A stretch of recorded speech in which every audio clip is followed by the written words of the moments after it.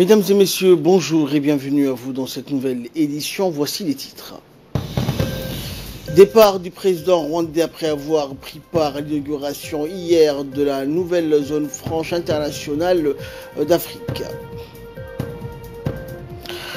Et le secrétaire d'État américain à Pyongyang pour parler du nucléaire. Bonjour et merci à vous de nous rejoindre. L'inauguration de la plus grande zone franche d'Afrique par le président de la République hier n'est pas passée inaperçue. Hier donc avec la participation de 5 dirigeants de la région et le président de la commission de l'Union africaine. International Free Trade Zone, la plus grande zone commerciale d'Afrique, a nécessité un investissement total de 3,5 milliards de dollars. Elle s'entendra sur une superficie de 4800 hectares. Cette zone de libre-échange accueille déjà 21 entreprises. Elle renforcera considérablement les échanges commerciaux dans la Corne de l'Afrique tout en renforçant la position de Djibouti en tant que centre commercial et logistique.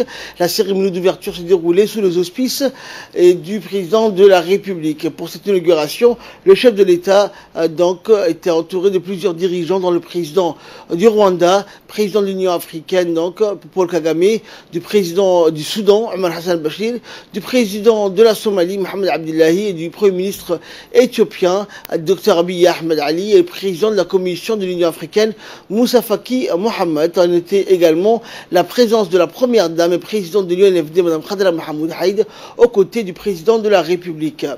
Le président d'autorité des ports et des zones franches, Abubakar Omar Hadi, et les représentants de la société chinoise China Merchant, ainsi que l'ambassadeur de Chine à Djibouti, ont participé à ce grand événement. Cet événement était suivi de l'Africa China Economic Forum et Exhibition, visant à promouvoir la collaboration économique entre l'Afrique et la Chine, plus particulièrement entre le secteur privé des deux continents. Les représentants du secteur privé djiboutien et des pays de la région et des représentants des grandes sociétés chinoises et internationales ont participé donc à l'inauguration de la nouvelle zone franche et au forum économique ainsi qu'à la foire exposition Chine-Afrique.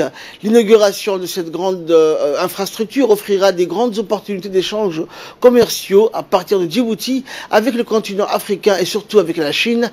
Elle permettra aussi la création de milliers d'emplois à Djibouti.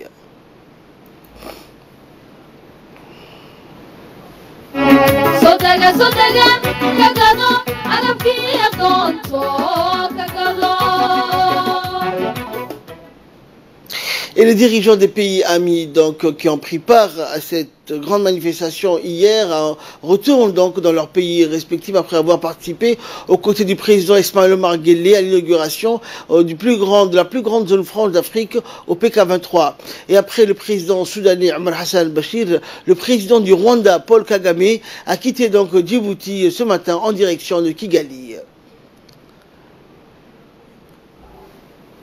L'ouverture de cette nouvelle zone franche intéresse beaucoup le Rwanda, qui est un pays dans l'enclavé qui a la possibilité de faire transiter son import-export par Djibouti. À son départ, le président Kagame a été salué donc par le Premier ministre Abdelkader Kamel Mohamed et les hauts responsables du pays.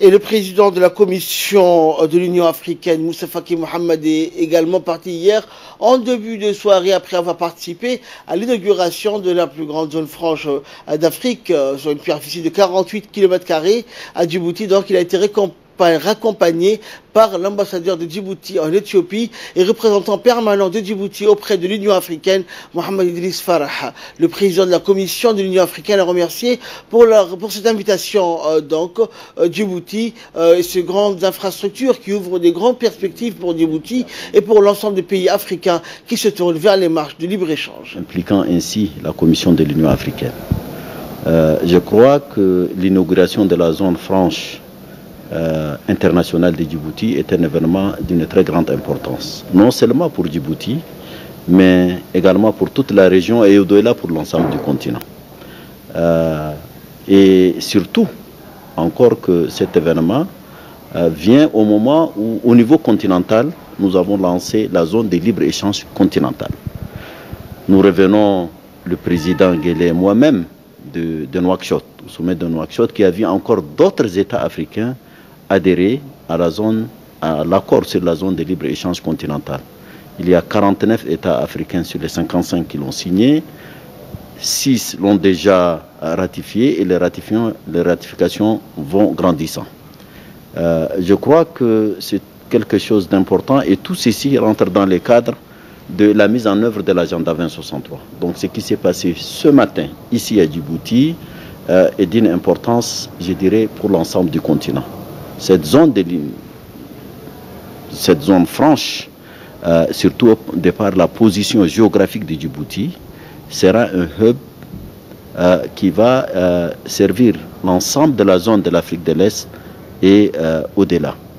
Et c'est également un des aspects de notre coopération avec la Chine, qui est un partenaire du premier plan pour le continent africain. D'ailleurs, dans 2 mois, en septembre, il y aura un sommet du Forum Afrique-Chine qui va se tenir en Chine, avec, je l'espère, la présence de tous nos États. Cette coopération est utile et donc cela signifie que l'agenda du développement africain est en route. Il est bien vrai que le continent connaît encore quelques difficultés sur le plan de la paix et de la sécurité, notamment dans la zone de la Corne de l'Afrique. Mais je crois que quand on voit la réalisation d'infrastructures de cette nature, nous sommes davantage réconfortés que l'Afrique va s'en sortir certainement. Et dans la seconde partie de son interview, le président de la Commission africaine, Moussa Faki, a salué les efforts du président de la République qui fournit des efforts donc, pour stabiliser la région de la Corne de l'Afrique. Déjà, donc, un dégel de conflits est palpable entre certains pays. D'autres vont aussi suivre, selon le président de la Commission. On l'écoute. Que pensez-vous de l'action du président Guelleh qui fournit beaucoup d'efforts pour la résolution des conflits en Afrique de l'Est? Absolument. Le président Omar Guelleh, d'abord, en Somalie, il a joué et continue à jouer un rôle important. Nous avons des contingents de Djibouti qui sont dans le cadre de la MISOM et qui font un excellent travail. Je voudrais vraiment le remercier et lui exprimer toute la reconnaissance de l'Union africaine. Ce sacrifice au niveau de la Somalie nous réconforte. Je crois que la Somalie revient et ceci grâce à cette mission africaine qui est la MISOM.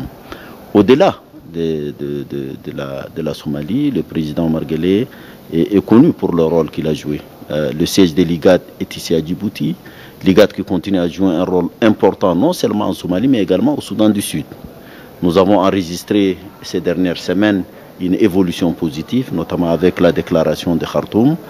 Le 21 juin dernier, s'est tenu un sommet extraordinaire de l'IGAD à Addis, en présence du président Ismaël Guelleh, et nous commençons à enregistrer une avancée pour la paix et la sécurité dans ce pays qui est le Soudan du Sud. Vous l'aurez remarqué également, ces derniers jours, nous sentons un dégel entre l'Éthiopie et l'Érythrée. Et je l'espère très rapidement entre l'Érythrée et également Djibouti. Je crois qu'il y a une atmosphère de désescalade dans cette situation et pour nous, à l'Union africaine, nous allons soutenir ce processus, bien entendu. Dans l'actualité également, le ministère de la Femme et de la Famille a organisé hier une séance de sensibilisation pour les leaders du quartier au CDC du quartier 2. Et l'objectif donc de cette séance est de communiquer, sensibiliser et informer la population sur les actions menées par le ministère à l'endroit des femmes et des enfants dans les quartiers. Ces séances étaient donc s'étalées sur une période d'1 semaine. Les débats et les discussions ont permis de formuler des recommandations sur l'augmentation du nombre des femmes à alphabétiser, le nombre de classes à rajouter et surtout la prise en charge des éducateurs de ces structures.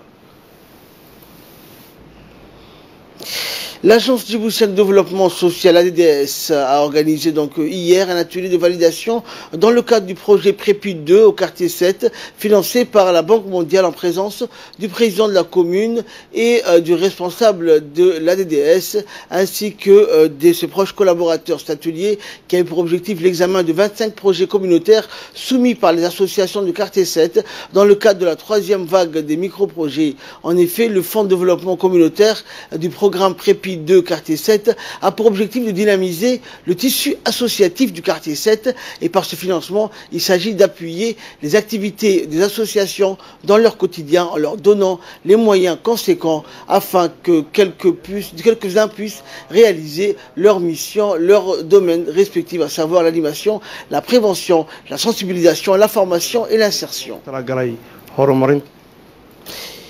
Également dans l'actualité, donc à Tadjoura, une séance donc a été organisée pour après avoir signé donc la convention du nouvel ferry qui va faire la navette entre Djibouti et le nord du pays avec le ministère de l'équipement et des transports. Une délégation japonaise s'est rendue à Tadjoura pour discuter avec les autorités locales. Et lors de la rencontre avec les autorités locales, donc, les discussions ont porté sur les meilleurs moyens d'optimiser les conditions d'utilisation de ce nouvel ferry. Déjà, grâce à la coopération du Bhouto-Nippon, un ferry nommé Mohamed Burhan Qassim fait la navette entre la capitale et les régions du nord du pays. Les autorités de la région de Tadjoura ont remercié la délégation japonaise pour l'octroi encore de ce nouvel ferry qui va améliorer sensiblement la circulation des biens et des personnes entre la capitale et leur région.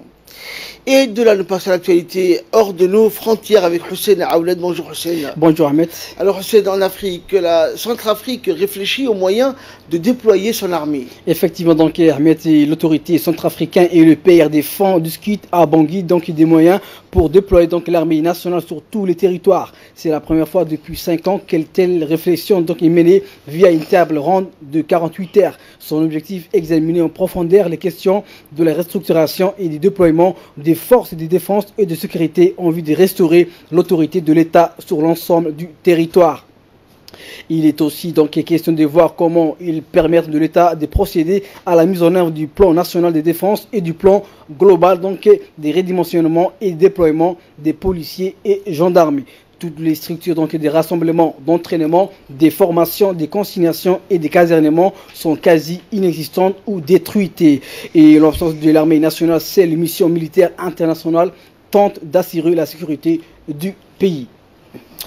Et Corée du Nord, États-Unis, c'est le secrétaire d'État américain donc à Pyongyang pour parler du nucléaire. Effectivement, donc le secrétaire d'État américain Mike Pompeo donc est arrivé en Corée du Nord. Donc aujourd'hui, il doit obtenir des Kim Jong-un des engagements plus précis sur la dénucléarisation après le sommet avec le président des États-Unis, Donald Trump. Le chef de la diplomatie américaine a été acquis à son arrivée à l'aéroport par son homologue nord-coréen. Mike Pompeo va passer pour la première fois la nuit à Pyongyang. Après ces discussions aujourd'hui et demain, il se rendra à Tokyo où il informera les responsables japonais et sud-coréens. Et donc depuis sa rencontre le 12 juin à Singapour avec Kim Jong-un, Donald Trump s'est montré optimiste sur les chances de paix dans la péninsule divisée donc depuis la guerre des Corées.